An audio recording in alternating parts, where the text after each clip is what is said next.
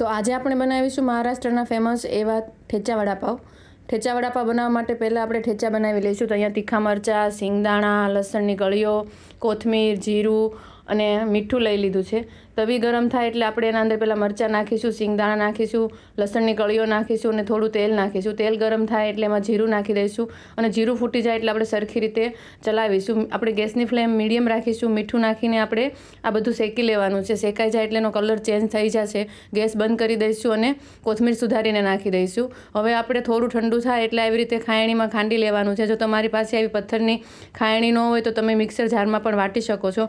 આપણે વડાપાવ તો બહુ બધા ખાધા હોય છે અલગ અલગ ચટણીઓ સાથે, જેમ કે કોરી ચટણી સાથે ખાતા હોઈએ છીએ કે આંબલીની ચટણી કે ફુદીનાની ચટણી સાથે ખાતા હોઈએ છીએ. પરંતુ આ ઠેચા વડાપાવ એકદમ અલગ રીતથી બનીને તૈયાર થશે અને ટેસ્ટ પણ તમને એકદમ સારો એવો એટલે કે ભાવે એવો ટેસ્ટ બનીને તૈયાર થાય છે. આ ઠેચા તમે રોટલા ભાખરી સાથે પણ ખાઈ શકો છો. આજે આપણે ઠેચા વડાપાવ બનાવવાના છે તો આપણે એમ ગરમા ગરમ વડા તળી લીધા છે. વડા તળાઈ જાય એટલે આપણે જે બટરમાં શેકેલું પાવ હોય એના ઉપર આપણે જે ઠેચા બનાવીને તૈયાર કર્યા હતા એ લગાવીશું. અહીંયા તમે તમારા ટેસ્ટ મુજબ ઠેચા વધારે કે ઓછા લગાવી શકો છો. ગરમા ગરમ વડા મૂકીશું અને ઉપરથી પેક કરીને આપણે આમ જ ખાવાનું છે. આમાં ઠેચા સિવાયની કોઈ પણ ચટણી નાખવાની નથી. જો તમારે ઓરિજિનલ ટેસ્ટ વડાપાવનો જોઈતો હોય તો ઠેચા એક જ તે નાખીને ખાશું.